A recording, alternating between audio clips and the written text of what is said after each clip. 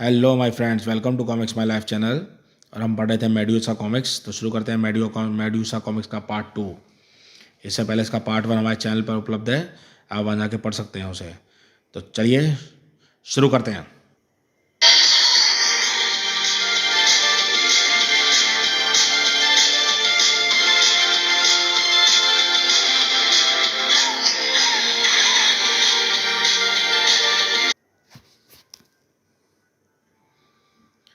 वे काली शक्तियाँ इस वक्त एक नए शहर की तरफ बढ़ रही थीं, राजनगर की तरफ। राजनगर का नेशनल म्यूजियम कमाल है। लोग कबाड़ी के धंधे को नीची नज़र से देखते हैं और खुद सदियों पुराने कबाड़ को देखने के लिए टिकट लेकर आते हैं। उससे भी ज़्यादा आश्चर्य की बात है कि इन कबाड़ों की कीमत अरबों में है और इनकी सुरक्षा के लिए हम जैसे गार्डों को मोटी तनख्वाह भी दी जाती हैं और साथ में सालों साल की बोरियत भी। आह आह, कौन है वहाँ? खट आवाज़ इसी मम्मी है ना, क्लोजर से आई है, पर यहाँ तो कोई भी नहीं है। अरे कोई भूत वूत ही मिल जाता तो थोड़ी बहुत टाइम तो पास हो जाती है। टाइम तो पास होता है, लेकिन अपनी ऐसी तकदीर कहाँ।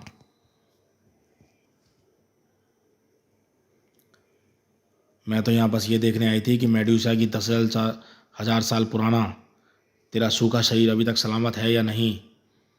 शायद तेरे पापों की यही सजा है, अनंत काल तक 13वें आयाम में भटकते रहना। ना तू मरेगी ना तेरा शरीर गलेगा और तू अनंत काल तक दुख भोगती रहेगी।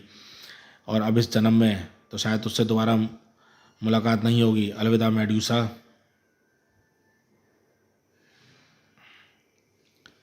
लेकिन कपाल कुंडला के लिए अभी अलविदा कहने का वक्त नहीं आया था। हालांकि यहाँ स्मोकिंग बैन है, लेकिन एक सुट्टा मारने वाला कह जाता है यहाँ मुझको देखने वाला है कौन।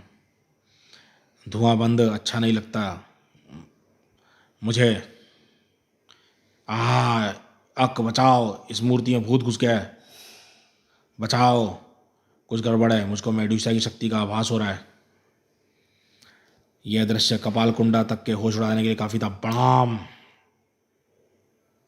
हे भगवान, एक चलती फिरती पत्थर की मूर्ति यह इधर ही बढ़ रही है, संग्रहालय के मोमी भाग की तरफ। मैं समझ गई ये क्या हो रहा है। समय द्वार पर मेरा लगाया गया अवरोध स्वामी अघोरनाथ के अवरोध जितना शक्तिशाली नहीं था। मेडुसा की शक्ति द्वार के पार आ रही है।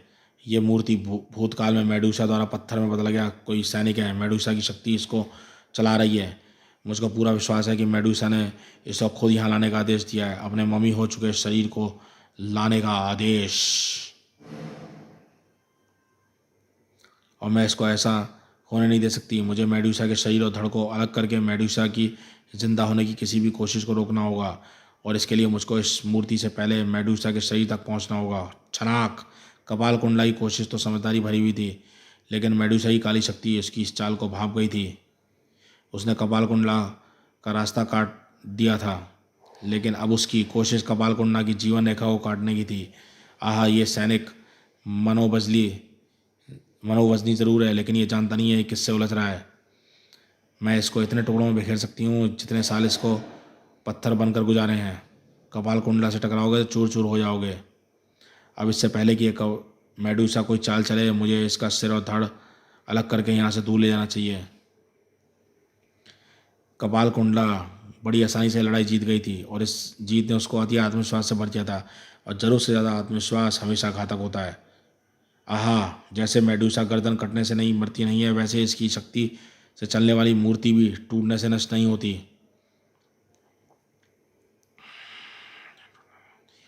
अब इसको कैसे रोकूं? यह तो मैंने कभी सोचा ही नहीं था कि मुझे कभी इस किसी मूर्ति के चलने से भी रोकना पड़ सकता है। इसलिए मैंने कभी ऐसे तंत्र को सीखने का प्रयास नहीं किया। मैं इसको सिर्फ तांत्रिक वालों से तोड़ सकती हूँ, पर इसको कोई फ़ायदा नहीं होने वाला।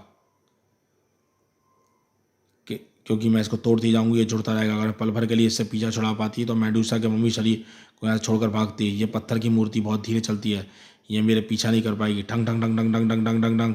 किस्मत कपाल कुंडला के साथ थी। छना, क्योंकि मूर्ति के वार ने अलार्म को बजा दिया था और म्यूजियम की सिक्योरिटी गार्डों की टीम वहाँ पहुँचने में ज़रा भी समय नहीं लगा। ये असंभव है, ये प्राचीन काल की योद्धा की मूर्ति है, पर ये चल कैसे रहा है? ये तो जादू है। इस मूर्ति में कोई भूत भूत घुस गया है। डराओ मत यार, ये बताओ भागना है या लड़ना है? नौकरी बचानी है तो लड़ना पड़ेगा। भूख से मरे हैं इसके हाथों से, बात तो बराबर की है। तो फिर डालो बंदूकों में बड़ी वाली गोलियां और तोड़ डालो इस मूर्ति को। Shoot at bill. गार्डों ने मूर्ति का ध्यान खींच लिया था और कपाल कुंडला को वह मौका मिल गया जिसकी उसको तलाश थी। यहाँ पर एक पल रुकना भी खतरनाक होगा। अगर गार्डों ने मुझको देख लिया तो वे मुझे भी मूर्ति का साथी समझेंगे। मेडूसा के शरीर को पहले यहाँ से दूर ले जाना होगा, छनाक, ताकि मैं आराम से तांत्रिक क्रियाओं द्वारा मेडूसा के सिर और धड़ को अलग करके उसको दुनिया के दो अलग अलग हिस्सों में दफना दूँ, ताकि मेडूसा फिर कभी ना उठ सके। अब यहाँ पर मैं आराम से सिर और धड़ को अलग कर सकती हूँ, दोनों हिस्सों को अलग अलग दफन कर दूंगी और मेडूसा की गुलाम पत्थर की वह मूर्ति इस समय रहते मेरा रास्ता रोकने के लिए नहीं आ सकती। कपाल कुंडला का ख्याल सही था, मूर्ति उसको रोकने के लिए नहीं आ सकती थी, लेकिन उसको रोकने वाले और भी थे। आहा, ये सांड कहाँ से आ गया? इसने मुझको टक्कर क्यों मारी? मैंने तो लाल कपड़े भी नहीं पहने हुए हैं। इसको ऐसा करने के लिए मैंने कहा था, क्योंकि आमतौर पर मैं महिलाओं पर हाथ नहीं उठाता। तुम जानवरों से बात कर सकते हो? कौन हो तुम? लोग मुझको सुपर कमांडो ध्रुव कहते हैं, पर सवाल यह है कि 10,000 साल पुरानी बेशकीमती मम्मी के टुकड़े करके तुम आखिर चाहती क्या हो? तुम सबकी भलाई या अपनी भलाई? तुम ज़रूर इस मम्मी के सहारे कोई तांत्रिक शक्ति पाना चाहती हो। मेरे पास पहले से ही काफ़ी तांत्रिक शक्तियाँ हैं। अब मेरे काम में टांग अड़ाने की इरादा छोड़ दो और अपने दोस्त जानवरों से बातें करो। ओहो, इसने मुझको अदृश्य दीवारों वाली किसी कैद में बंद कर दिया है और मैं बाहर नहीं निकल पा रहा हूँ। अब मैं आराम से मेडूसा के टुकड़े कर सकती हूँ। अरे, मेडूसा कहाँ गई? ओहो, इसको पक्षी उठा कर ले जा रहे हैं। मेडूसा की सदियों से सूख रही मम्मी अवश्य काफ़ी हल्की हो गई होगी। यानी ये लड़का पक्षियों से बातें कर सकता है, पर ये पक्षी मुझसे दूर भाग नहीं सकते, क्योंकि कपाल कुंडला को भी आकाश मार्ग पर चलना आता है। कपाल कुंडला एक ही छलांग में मेडूसा तक पहुंच गई थी, लेकिन फिर भी उसके हाथ मेडूसा तक नहीं पहुंच पाए, क्योंकि किसी चीज़ ने उसके पैरों को थाम लिया था, और ये चीज़ स्टार लाइन थी। तो मेरी तांत्रिक कैसे बाहर कैसे आ गए? पर कैसे? मेरी कैसे तो आज तक कोई भी आज़ाद नहीं हो पाया था। मैं भी नहीं हो पाता अगर मेरे साथ साथ तुमने एक मेन होल को भी कैद ना कर लिया होता। मैं मेन होल के रास्ते आराम से बाहर आ गया। अब मैं खुद इस मम्मी को म्यूज़ियम तक पहुंचाने जा रहा हूँ। ये मेडूसा को वापस संग्रहालय की तरफ ले जा रहा है, और जहाँ पर मेडूसा की गुलाम मूर्ति उसका इंतजार कर रही होगी। मुझको इसको यहीं पर रोक कर मेडूसा के शरीर को हासिल करना ही होगा। स्टार लाइन एक मामूली सी तांत्रिक वार से टूट गई और कपाल कुंडला आज़ाद हो गई। बस अब तुम और आगे नहीं जा पाओगे। तुम्हारे मामूली वार मेरे लिए मच्छर के डंक से ज़्यादा कुछ नहीं, जो खून की एक बूंद को खींचते ही सारी रात लगा देते हैं। पर मेरा वार तुम्हारा सारा खून कुछ ही पलों में सुखा देगा और तुम खुद एक मम्मी बना देगा। ओम ह्रीम क्लीम चामुंडाय नमो नमः। और एक मम्मी दूसरी मम्मी को नहीं रोक थाम सकती। लाओ, इसको मुझे दे दो। ये कमज़ोरी, थकान लग रही है और चक्कर भी आ रहे हैं, मुंह सूख रहा है। मुझको जान लेने का शौक़ नहीं है, लेकिन इसके अलावा मेरे पास और कोई उपाय नहीं है। तुम्हारी जान से ज़्यादा कीमती मेरा वह समय है जो तुम बर्बाद कर रहे हो। तांत्रिक शक्तियों का मेरे पास कोई जवाब नहीं है, और ये क्योंकि ये शक्तियाँ विज्ञान के नियमों को नहीं मानती। इनको नियंत्रित करना है इंसान का दिमाग। एक काम मैं अभी भी कर सकता हूँ, बस इसके लिए मुझको जरा सी शक्ति इकट्ठी करनी होगी। ध्रुव ने अपनी मम्मी होती शक्तिशाली की बची कुची शक्ति को इकट्ठा किया और कपाल कुंडला के पैरों में एक स्टार लाइन आ लिपटी। दूर हट मुझसे, मैं एक साथ दो मम्मियों को नहीं उठा सकती। और लेकिन उससे पहले ही कपाल कुंडला अपने स्टार हाथों को खाली करके स्टार लाइन को तोड़ पाती। ध्रुव का सूखता शरीर उसकी आखिरी कलाबाजी खा चुका था। स्टार लाइन का दूसरा हिस्सा हाई टेंशन केबलों में लिपट चुका था और इसमें से होकर दौड़ती हुई बिजली कपाल कुंडला के शरीर तक पहुंच गई। ये झटके, मेरा ध्यान भंग हो रहा है। मेडूसा को थाम नहीं पा रही हूँ। मैं ठीक हो रहा हूँ, ठीक हो रहा हूँ। तंत्र को कंट्रोल करने वाले दिमाग को अनियंत्रित होते ही तंत्र की शक्ति भी खत्म हो गई। हवा में लटके होने के कारण ये हाई वोल्टेज इस तंत्रिका को मारेगी तो नहीं, पर बेहोश ज़रूर कर देगी। तब तक मैं मम्मी को सुरक्षित म्यूजियम में सुरक्षित रखकर वापस आ जाऊंगा।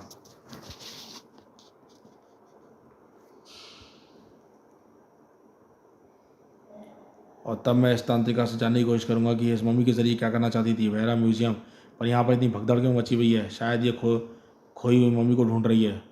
मैं अभी इसकी चिंताएं दूर होने वाली नहीं थी, बल्कि बढ़ने वाली थी, क्योंकि ध्रुव अनजाने में मेडूसा को म्यूजियम के पास ले आया था, और ऐसा करके उसने पूरी दुनिया के साथ साथ अपनी जान को भी खतरे में डाल लिया था, क्योंकि मेडूसा की मम्मी फ़िलहाल उसके पास थी और सैन्य मूर्ति को सिर्फ उसी की तलाश थी। What is this? एक मूर्ति चल रही है, यानी भगदड़ इसी के कारण थी। मम्मी करणी। और अब मैं समझा वह तांत्रिका जिसको मैं उल्टा लटका कर आया हूँ, ज़रूर उसी ने अपने तंत्र शक्तियों से इस मूर्ति को चलाया होगा और भगदड़ का फ़ायदा उठाकर मम्मी को ले उड़ी होगी। पर अब यह बेहोश है और इस मूर्ति को विनाश करने के लिए सिर्फ वही रोक सकती है, परंतु फिलहाल ये काम मुझको ही करना पड़ेगा। लेकिन सबसे पहले मुझे इस मम्मी को सुरक्षित स्थान पर पहुँचाना होगा ताकि ये इसके हाथों में ना पड़ सके और वह जगह यहाँ से दूर होनी चाहिए। ध्रुव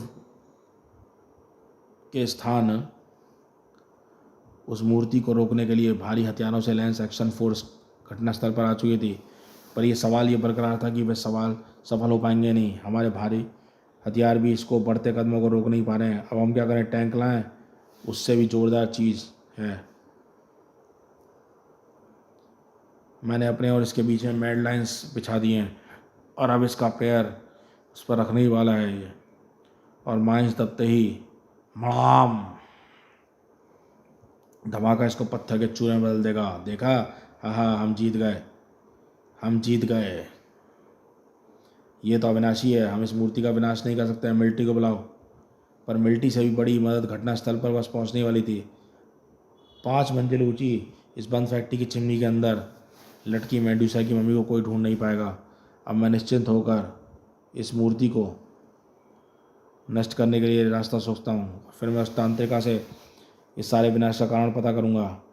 ध्रुव ने अपनी योजना को पूरी करने के लिए उस सैन्य मूर्ति को नष्ट करना ज़रूरी था और यह काम असंभव था। हे भगवान, यह तो ऊपर की तरफ देखता हुआ इधर ही पड़ रहा है जहाँ पर मैंने मम्मी को लटका रखा था और जिस पर रॉकेट तथा ग्रेनेड तक बेसा है, उसको भला मैं कैसे रोक पाऊँगा? यस, ये वार तो 100 ग्रेनेडों के बराबर है और अब यह सैन्य मूर्ति नहीं बचेगी। अगले ही पल 2 लाख लीटर ज्वलनशील तरफ से भरा टैंकर फुल स्पीड से सैन्य मूर्ति की तरफ बढ़ चला और मूर्ति में इतनी फुर्ती नहीं थी कि वह आग के विनाशकाली गोले से बच सके। बाम! इस धमाके से तो कंक्रीट की इमारतें तक नहीं बच सकती, फिर यह मूर्ति भला क्या बचेगी? बाम! ओ गॉड, इसको तो कुछ भी नहीं हुआ और अब ये मेडूसा की मम्मी के और पास पहुंच गया है। मैं मम्मी को तो अभी भी इससे दूर नहीं ले जा सकता हूँ, लेकिन इससे फ़ायदा क्या होगा? मम्मी को पाने के चक्कर में यह मूर्ति विनाश फैलाती रहेगी और जिस पर कोई वायरस न डाले उसको भला मैं कैसे रोक सकता हूँ? ये रुकेगा। मूर्ति को ये डाई आइस ठंडी तरल कार्बन डाइऑक्साइड गैस से भरा अग्निरोधक ये ज़रूर टैंकरी से तभी गिरा होगा जब मैं नीचे कूदा था।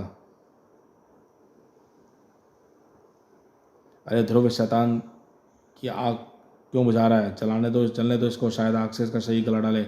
आग इसको गला नहीं पा रही है, वैसे भी मैं इसकी आग बुझा नहीं रहा, इसके गर्म दहकते शरीर को जल्दी ठंडा कर रहा हूँ ताकि मेरी एक ही किक इसके टुकड़ों में बिखेर दे। कड़ाक! रेगिस्तान ऐसे ही बनते हैं। दिन की गर्म चट्टानें जब रात को अचानक ठंडी होती हैं तो उनमें दरारें पड़ जाती हैं और चट्टानों के टुकड़े होते हैं ऐसे। कमाल है ध्रुव, जिसको बम के गोले नहीं तोड़ पाए उसको तुम्हारी किक ने तोड़ दिया। बारूदी हथियार उसके शरीर में दरारें नहीं डाल पा रहे थे, पर विज्ञान के सिद्धांतों से ये बच नहीं पाया। हैं अक? अरे क्या हुआ? आप सबकी जुबानों पर ताला क्यों लग गया? अगले ही पल ध्रुव की जुबान को भी काट मार गया। धड़ाक! ये तो फिर से जुड़ गया, यानी इसको नष्ट करना असंभव है, पर इसको रोकना तो होगा ही। लेकिन चलती फिरती मूर्ति को भला क्या चीज़ रोक सकती है? और कौन सी चीज़? समझ गया, मेरी योजना बन चुकी है। अब मैं इसको पूरा करने के लिए मुझको मम्मी चाहिए, क्योंकि इसको पाने के लिए मूर्ति बगैर कुछ सोच समझे इसके मेरे पीछे आएगी, जैसे हड्डी के पीछे कुत्ता आता है। थोड़ी देर बाद मेट्रो ट्रैक फैक्ट्री में सर मेट्रो रेल सेक्शन के 250 साइड स्लीपर तैयार हो गए हैं। अब हमको 700 स्लीपर और बनाने हैं, पर इतनी सीमेंट टैंक में इतना सीमेंट नहीं है। 1-2 घंटे में 50 ट्रक सीमेंट आ जाएगी। काम चालू रखो, हमको लेट नहीं होना है, 1 मिनट के लिए भी नहीं, चाहे कुछ भी हो जाए। वाट! पर मुसीबत कभी अकेले नहीं आती, अपने भाई भतीजों को साथ लेकर आती है। ओह माय गॉड, आप 1 मिनट की बात कर रहे हैं, यहाँ तो पूरे महीने के काम का सत्यानाश हो गया।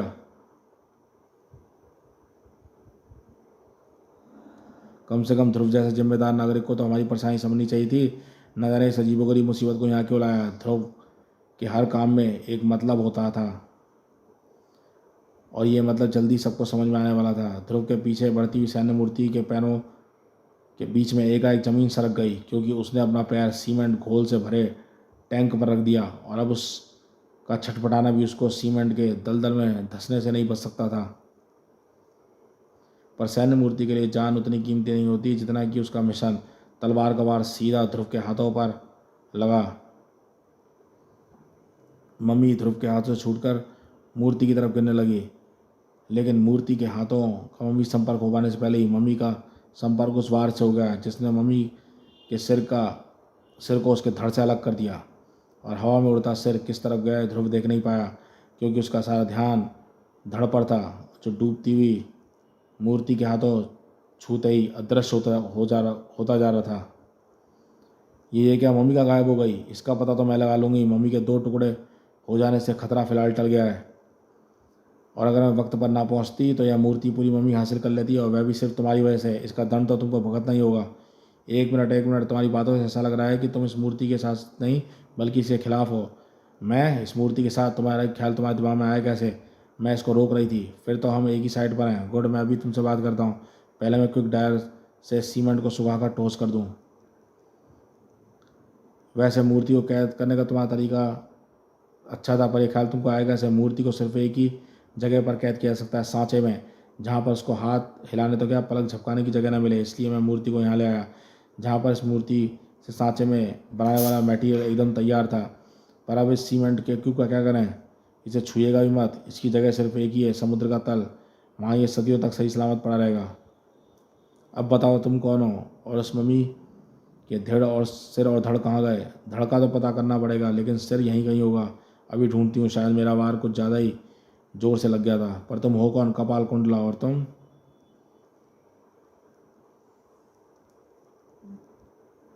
मम्मी का धड़ यहाँ पर आ चुका था।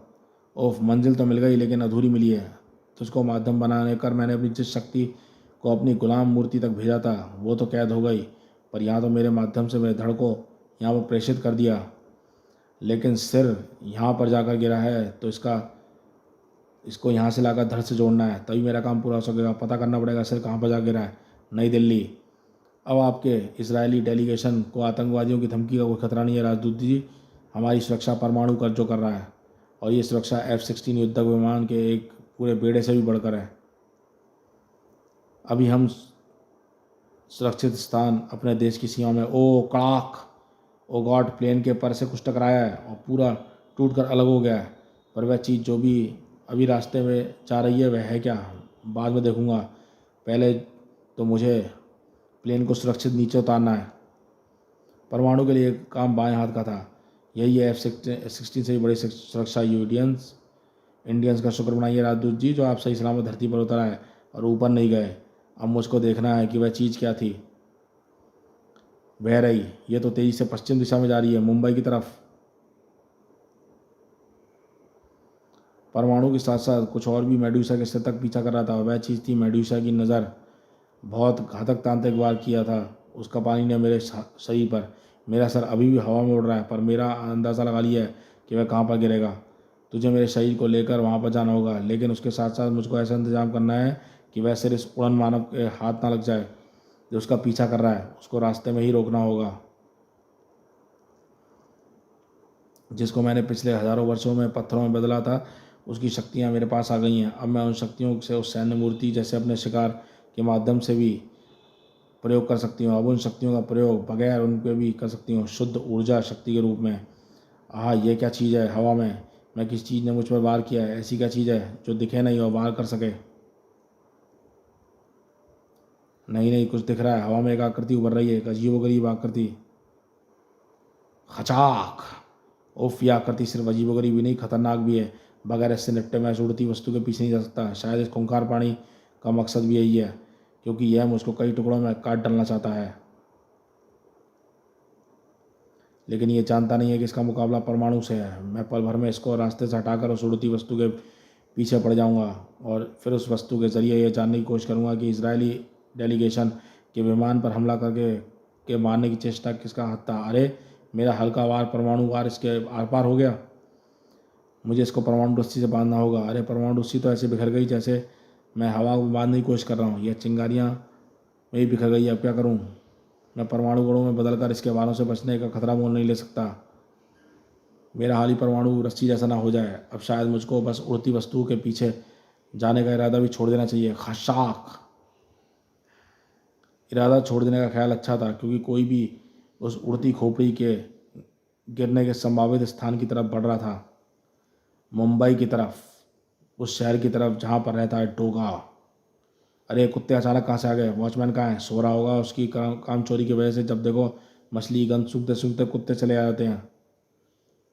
अब इस फिश पैकेजिंग प्लांट के चारों तरफ लोहे के जालियाँ और गेट लगवाने पड़ेंगे। लोहे की दीवारें लगवा लो, लेकिन फिर भी डोगा की नज़रों से बच नहीं पाओगे। डोगा, तुम यहाँ? यानी ये कुत्ते तुम्हारे दोस्त हैं, पर ये यहाँ क्यों आए हैं? तुम यहाँ पर क्या हो? ये तो मामूली फिश पैकेजिंग प्लांट है। मेरे कुत्तों का ख्याल कुछ और है। कुत्ते तो मछली की गंध के पीछे खींचे जाते हैं, पर तुमको तो मछलियाँ पसंद है क्या? ये कुत्ते नशीली चीज़ों को सूंघते हैं, फिर चाहे वह चीज़ें सड़ी मछलियों की बदबू के पीछे ही क्यों ना छिपी हो। नशीली चीज़ें? कैसी नशीली चीज़ें? हम ना सड़ी मछली रखती हैं, ना ही नशीली वस्तुएं। तो फिर शायद इन मछलियों ने मरने से पहले इन पैकेटों को निगल लिया होगा। ये पैकेट, हाँ, इन मछलियों ने इन पैकेटों को अपने आप ही निगला है। हमने तो इनके अंदर रिमोट बम लगाए थे ताकि इनके पकड़े जाने पर सबूत नष्ट हो जाए, और पकड़ने वाला भी। डोगा अगर इन वक्त पर सतर्क ना होता तो शायद उसके हाथ बाजू सहित उड़ गए होते। प्रणाम। लेकिन धमाके सिर्फ उसके हाथों को नुकसान पहुंचा पाए। ये खास इंतजाम तेरे लिए किया गया डोगा, ताकि तू अगर आ जाए तो बच कर ना जाए। तो दोस्तों, मेडूसा कॉमिक्स का पार्ट 2 हम यहीं पे रोकते हैं। हमारे चैनल पर फर्स्ट टाइम आए हैं तो चैनल को सब्सक्राइब कीजिए। तो मिलेंगे इसके नेक्स्ट पार्ट 3 में, जो इसका फिनाले पार्ट है। तो देखते रहिए कॉमिक्स स्माइल लाइफ चैनल।